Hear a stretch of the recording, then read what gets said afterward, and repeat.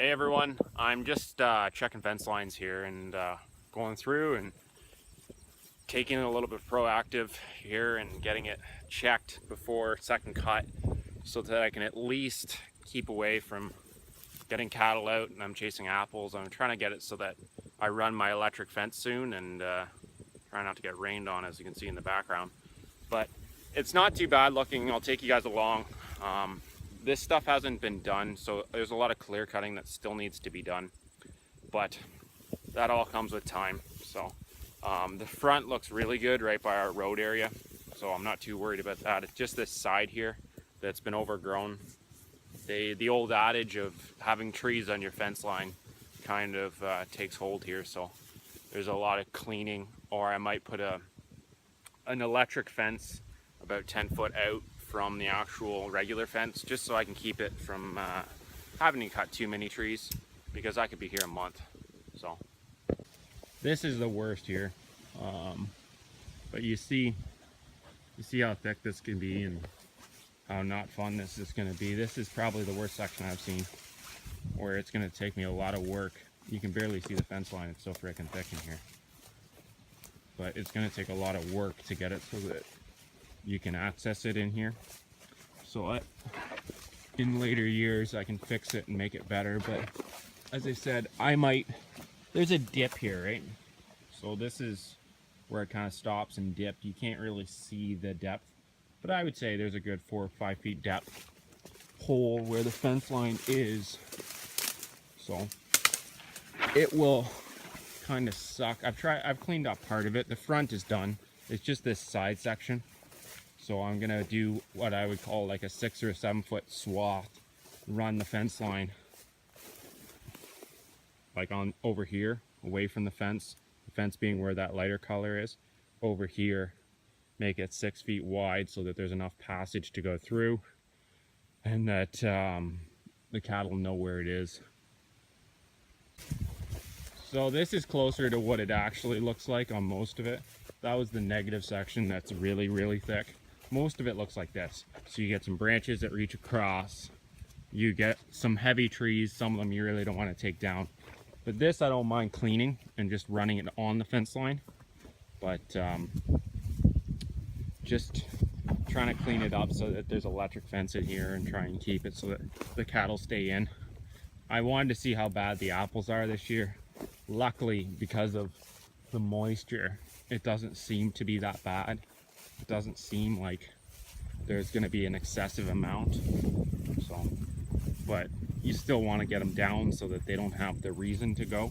They don't have the reason to look out and try and find ways out through your fence line. But it's about to rain. I can't do much about that. I want to make sure that this gets checked and that there's no major holes, because I haven't checked this for a little while. When they were clearing this out, this used to be all cropped. There was rocks but not all the defense lines, just to keep them out of the way so that no one hits them again. But some of these rocks are freaking massive. Like, you look at them, and that's the only crappy thing about running the same fence line, is it's going to be a bugger for rocks, because they're just huge. They're going to be a pain in the butt to move around. I'm under these trees here on the corner bit of my field. I don't know if you guys remember me looking for that calf video. This is the same field. This is the one corner of it. These trees have grown up over the years, and it was just never taken care of enough to get rid of them. So we lost some pasture to something we shouldn't really need to, but we did.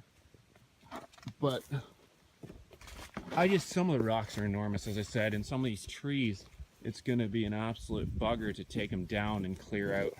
So I'm going to have to leave some. I'm not going to get it so that it's a full cleaned fence line. It'll just take too much time and too much money at this time and point. So I'm just cleaning it out where I can. Even if I have to run a fence line over here 6 feet away from it with electric, 2 or 3 lines of electric, I think that should do it. I don't think that they're going to push that. The problem is going to be is I didn't really want to spend money on T-bars and posts, but that's the way it goes. If I have to and I have to do that, I will. to keep it from cattle getting out. That's just part of it. The plan is, like, this still looks thick. The plan is eventually is this will turn into a hayfield again.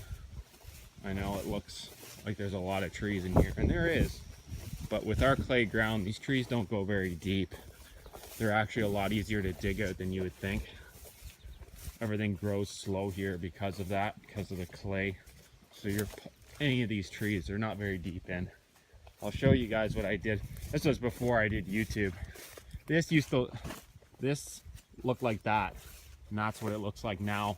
Part of it's cleared off. I'd like to get more done. It's just,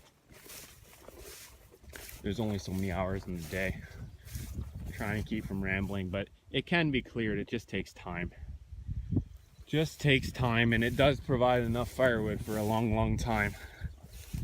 But yeah, that's what I'm working on. Eventually this will turn back into pasture and hayfields. But this is what happens with neglect. And it's just, anybody who ever thinks that farming's easy or that farming doesn't cost an immense amount of money to make things look nice, to make things efficient, they're out of their minds. Because you can see here, even with the right equipment, this is a lot of clearing. This is a lot of trees to come out and a lot of time and money to do it. Fuel, equipment, it all costs. So I just wanted to add this to it and show you guys. I was at this corner, so I figured I'd take a look. Thanks for watching, guys. I'm gonna go jump inside this truck before I get soaked. So take care, keep farming, keep having fun. Enjoy the weather. Hopefully you're not getting as much rain as we are. Hopefully we can finally finish the first cut. So take care.